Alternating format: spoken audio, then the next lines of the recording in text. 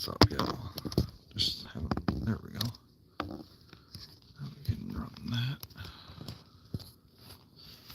All right. Let's see here.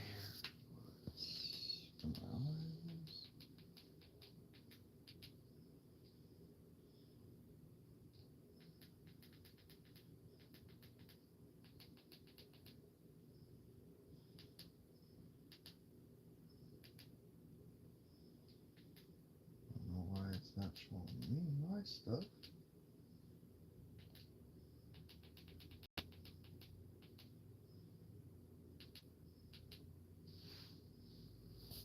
Huh. Well, it is what it is. So, hello everyone. I am doing this as a heathen study. We're going to be talking about the Eddas, the different values that we've had established for a while. We will even go through my own personal blots that I've written throughout the years, or even stuff that I've drawn, have documented throughout the years. My name is Justin. I'm a mechanic for the last 5 years. I've been studying Heathenry since 2007. I've done my own blots, and I have always been willing to help others through it, figure out things, guide them. I mean, whatever they feel comfortable. All right, so we will go through this quick. I got so much paperwork.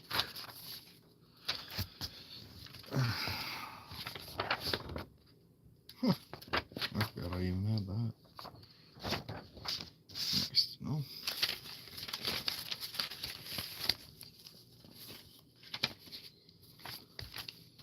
Alright, so, hello Stefan. Me? Sorry, I didn't read the whole thing. Hello. So, now, this is a bloat that I wrote a long time ago. If I remember right, this was an Starlight bloat that I wrote in like 2008, I think. Yeah. I am just talking about the different things I have done throughout the years for Heathenry. If anybody's interested, if not, that's up to you guys. It is the belief of the gods and goddesses of the Germanic faith.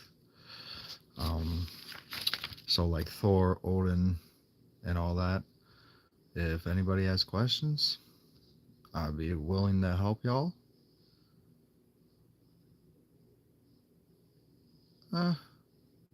What do you mean, Zepha? I can't pronounce that name. But, alright. So, the main things that we do hold very true, at least. Go ahead. You can ask a question.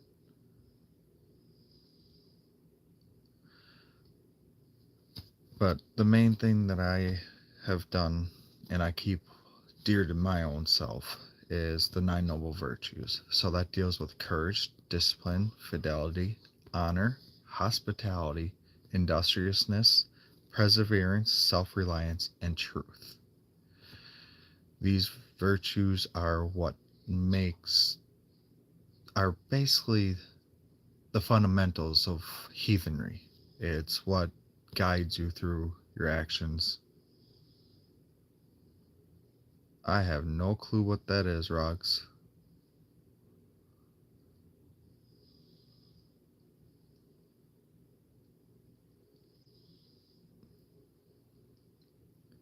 I have no clue what you mean by that. But, as I was saying, the 9 noble virtues are what we hold dear and use those as a daily. If someone say they are doing nothing, does it count as something?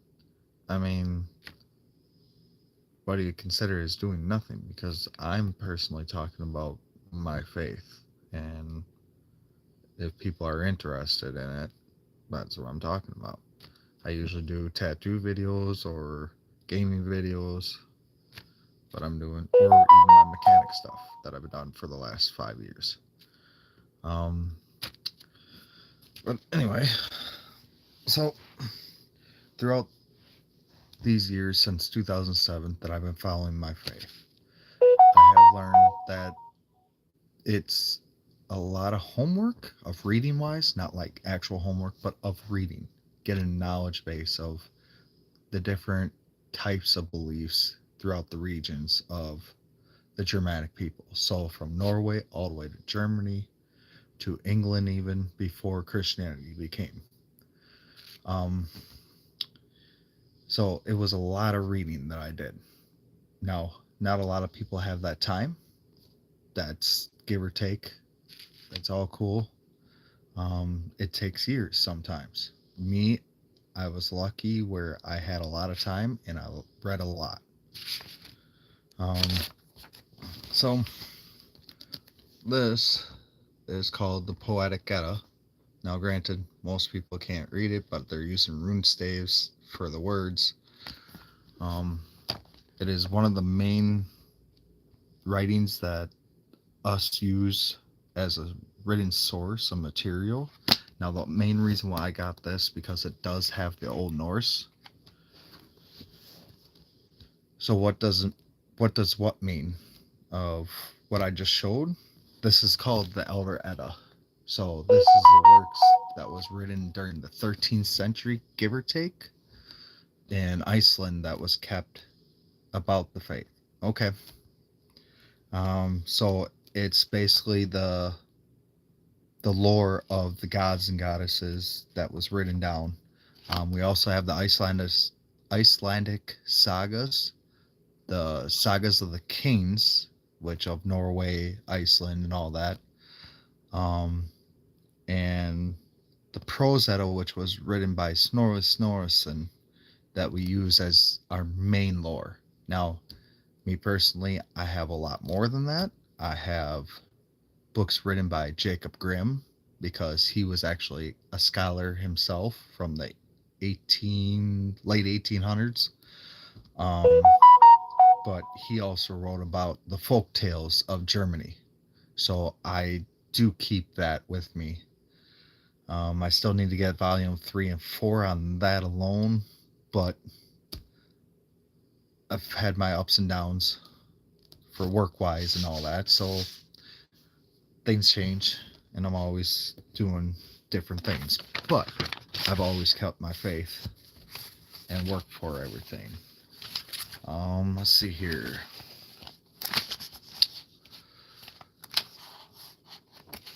Anybody else have questions at this moment, if you don't mind me asking?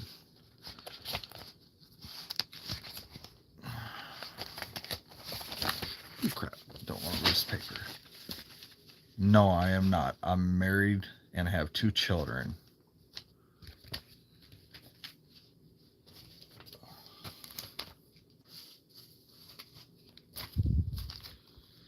Oh yeah, I forgot I had all these writings too that I have to put in there. Crap. Alright, so I gotta do this later on. Alright, so what I'm gonna talk about right now would be the different types of things that we use in ritual, if you guys don't mind. That's up to you guys. No, I am definitely not gay at all, dude. I've been married for the last 10 years, and I have 2 kids. But you guys can think whatever you want. That's up to y'all. I'm used to keyboard warriors. I'm a millennial. I'm close enough to be Gen X. Like, y'all couldn't say a damn thing and bother me. Not to mention, other things in my life. So, the altar, most heathens, it's usually made out of wood, stone, or metal. Natural materials. You can do indoor. covered with an altar drape, basically like a cloth drape. An outdoor usually would be of stone that I've seen. You too. Have a nice day.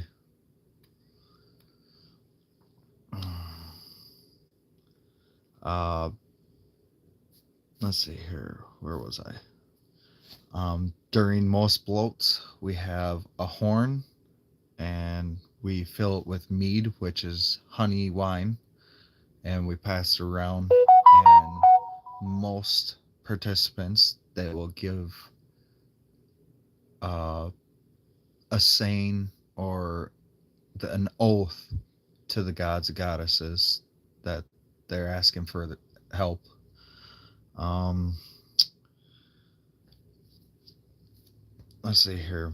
When you, what I do personally for like opening up my rituals, I will go around using fire if it's outdoors in a circle. And then I use my hammer and I do my wards at each cardinal point, so north, south, east, west.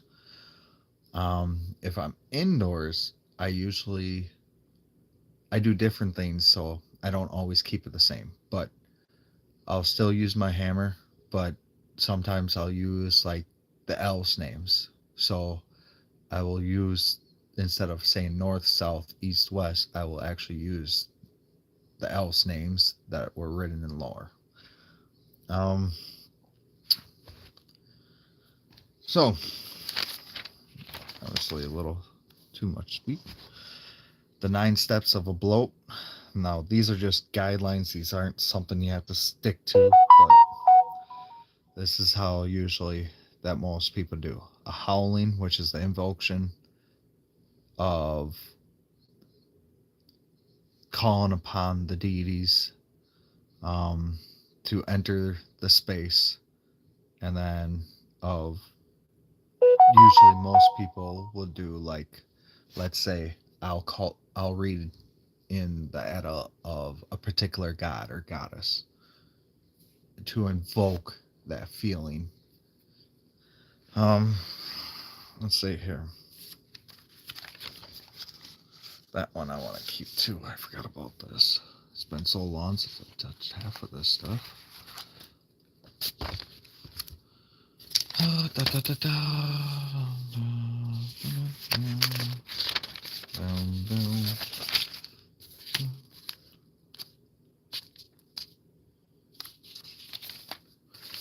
Let's see here. That's Barnes and Noble names. So the different types of gods, like name wise or even of what tribes they were. So you got the Vanir, which usually consisted of so it'd be Njord, Frey, Freya are the main 3 that we know that were of the Aesir.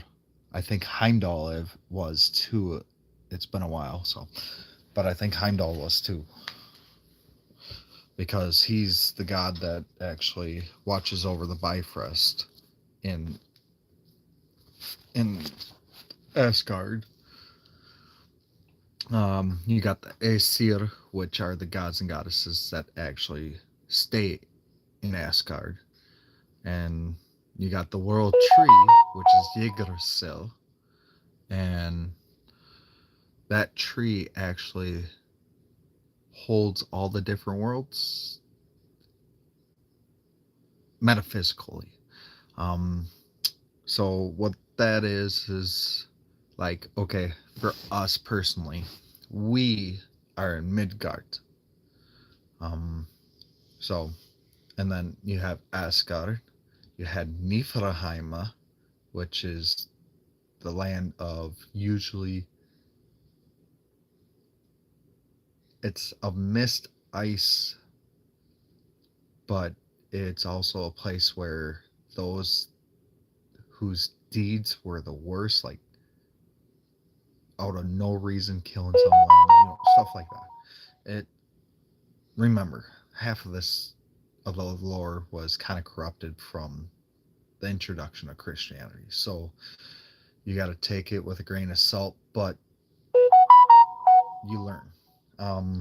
You have Muspelheim, which is the land of fire hot, but it's not where most people go.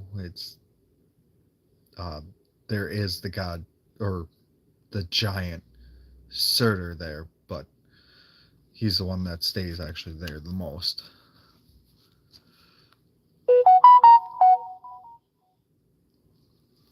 Nothing's wrong with being gay, man. I'm just being honest. I'm not gay. I didn't even see that comment. My bad. Let's see here. You have Elvenheim, which is the land of the elves.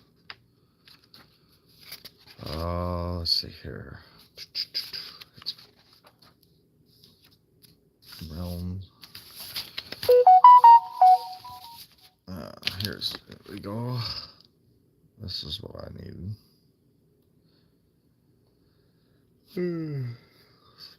Well, I'm so tired. It's been a long day for me. Sorry, y'all. Some things that off the top of my head, some things aren't, because it's been a while. Granted, I'm the only one that follows this because in my family. Let's see here. That's about the other food talk, which are the runes. Let's see here. Read up on. That's not what I want.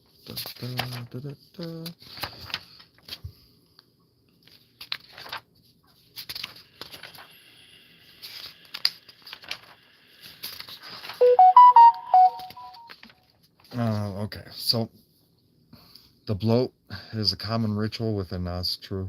It's the simplest form, is making a libation to the gods, so an offering of the mead to the gods. But you can give like fruit and other things. Most people put it in a horn for when it comes to the mead itself. Usually, we also usually have a ceremonial bowl that we put it in also, and then later on after it's done, we'll pour it onto the ground somewhere that's close to the Halloween or of the actual altar itself. Sumbel, which is another type of ritual, but usually it's with a large gathering of people, more than just a regular bloat. It's usually what Sumbel is when, let's say, I myself would make up what's the word I'm looking for? Would make a vow to the gods or goddesses that I'm, giving a vow of what I can do to receive a blessing. It's just an example. It's not. But me, I'm more traditionalist when it comes to some things. So like me, I'm a Thorsman. So what that entails is that I try to keep the peace of when I'm at a ritual with others where there's no infighting. Everybody keeps respect. And that's usually how I've always been. Let's see here. But also with the Sumbel, it's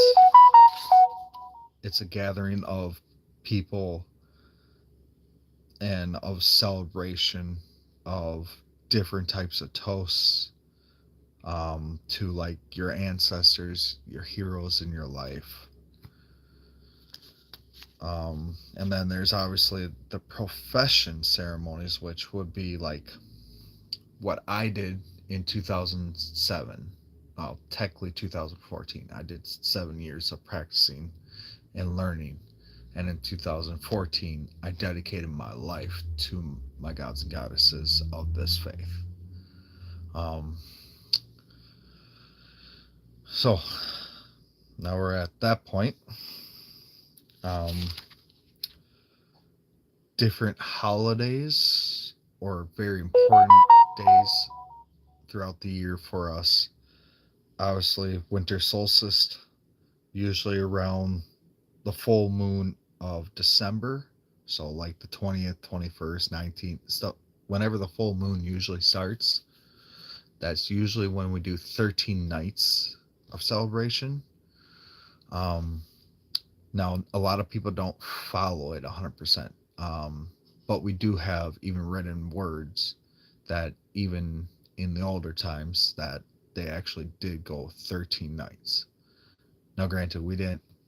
Most places didn't follow the Gregorian calendar at that point in time because I think, if I remember right, we base off our calendar off the Gregorian calendar, which was a Roman uh, or Latin. I forgot. It's been so long. And I'm sorry, I'm tired a little. But I'm doing my best. Uh, the other big one would be Charming of the Plow, which is when the start of farm work, when the ground is kind of loose and you're able to plow. So you would basically cut the earth and put in like a loaf of bread, basically bringing in the elves or dwarves and even land spirits of bringing in fruitfulness to your plant season. Um, Obviously, spring equinox, which March 19th through the 22nd, usually around, is when they do that. Um, that's another big one. Midsummer, which is your summer solstice, June 20th, around that time. Um, Whenever the sun is at its highest, longest peak of being around. And then winter finding, which is your fall equinox, usually falls on the full moon at that point in time in September. And then you got winter night, which is in October. Now, me personally, I do it by full moon. I don't follow a lot of other things. I go more towards traditional writings. So I follow more of the moon for most of mine. Obviously, there are days that don't always follow, but that's what I usually do. Each person's their own.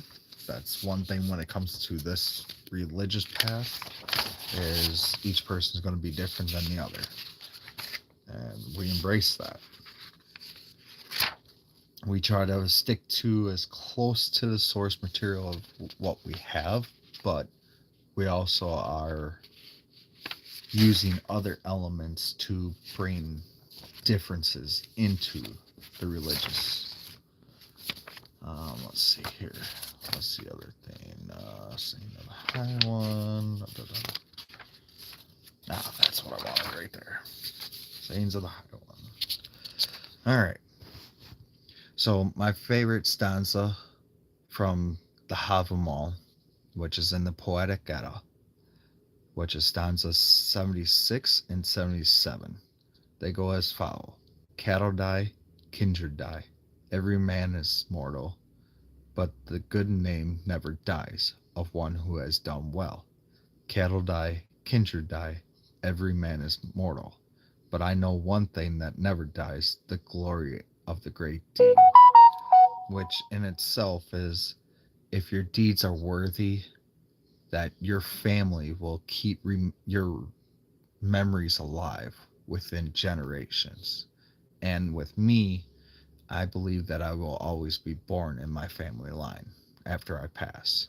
So that's why that one's near and dear to me. Let's see here. What else do I got? I can get into more different things. So the image soft.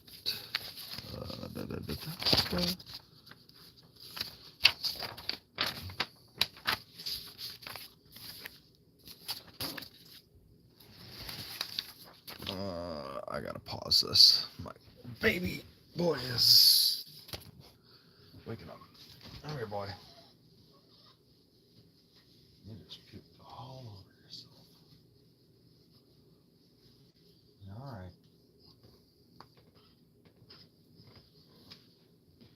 All right, I'm back.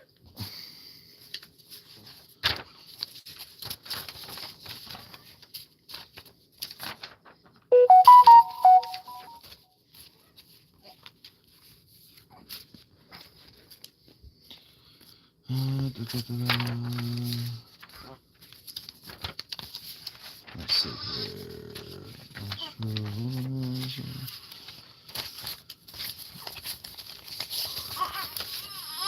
Okay, baby, come here, boy. Come here. Sorry about the interruption, y'all. I'm gonna have to end it right here for now. I gotta take care of my son. You guys have a good one. Thank you guys for showing up. If you guys want to know more, I do have my email on my account. And if you have questions about the religion, feel free. I have no problems answering, sending information. But you guys have a good night. Take care. Thank you.